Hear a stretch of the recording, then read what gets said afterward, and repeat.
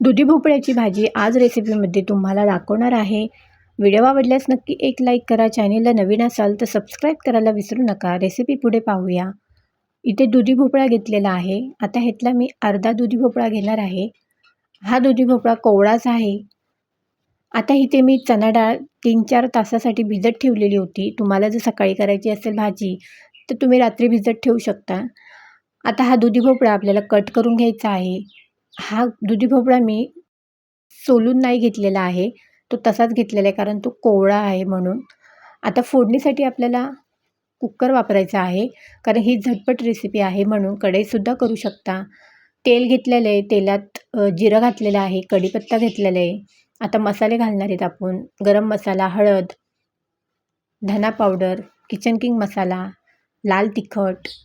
आता हे तेलामध्ये आपल्याला फ्राय करून घ्यायचं आहे. पण हे मसाले फ्राय करत असताना गॅस एकदम कमी करायचा किंवा थोड्यापुरता बंद ठेवला तरी चालेल. मिक्स करून झाले. भिजलेली चणा डाळ टाकून घ्यायची आहे.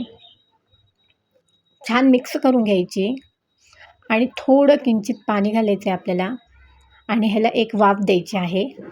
एक शिटी दिली तरी चालेल.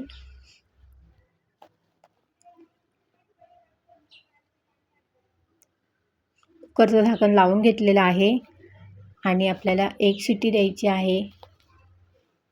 अगदी पटकन होणारी भाजी आहे ही. एक शिटी देऊन झालेली आहे. भाजी मस्त झालेली आहे.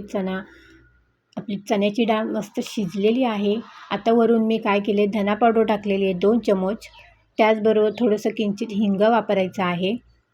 कारण चणा डाळ आहे म्हणून आपल्याला हिंग वापरायचं आहे.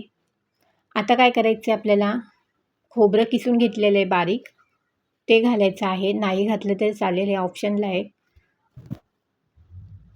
त्यानंतर आपल्याला दुधी भोपळा घेतलेला आहे तो टाकून घ्यायचा आहे आणि भाजी मिक्स करून घ्यायची आहे. चवीप्रमाणे मीठ घालायचं आहे.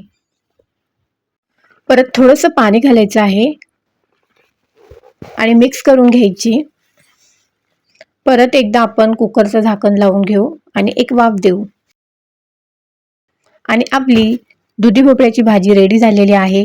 कशी वाटली रेसिपी? आवडल्यास नक्की एक लाईक करा आणि चॅनलला नवीन असाल तर सबस्क्राईब करायला विसरू नका. बेल आयकॉनचं बटन प्रेस करा. नवीन येणाऱ्या व्हिडिओचे नोटिफिकेशन तुम्हाला नक्कीच मिळतील. धन्यवाद.